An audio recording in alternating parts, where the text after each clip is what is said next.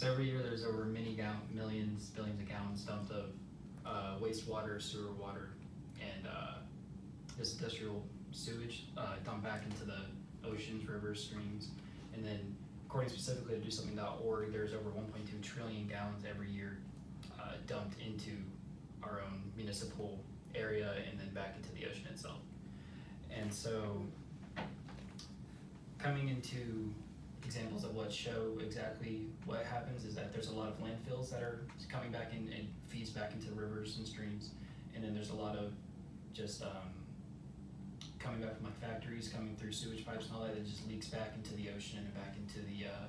water itself, and then that residue ends up affecting the pH levels of the water, and then it comes to affecting, it kills fish, it kills the life in the area, and then if untreated, it will come back to like hurt us itself.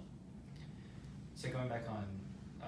solid waste itself, solid waste is landfills, pretty much just trash moved from area to area and then left in this one area and then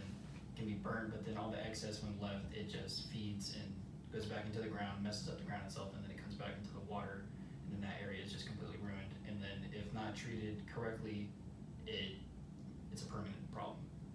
And then liquid waste, like I said, is from storm areas. After a big storm goes through the sewers, comes back through the sewer systems, and then if where it feeds off to feeds into the wrong area, it will leave water untreated and unfixable. And then, like I said before, with the pH levels, fish in the area reside heavily on pH level, because if it goes below 5 or if a lot goes below 5 and then it goes over 11, they'll die. Most like bass and pike in the area. And then how this mainly concerns us is because if it's left untreated for us, then we can't drink it. And then when it comes to mainly in the main area, like Columbus Water Works, they do the filter and then filter the Chattahoochee and then all that. And then when it comes to looking on a global scale, if it comes to messing with the Atlantic or the Pacific or any resemblance of ocean there, in many developing countries, they don't have that. So they don't have the solution to be able to fix everything. And then why this should be a cause for concern for us is just because if we don't have this fixed, it'll be a permanent problem with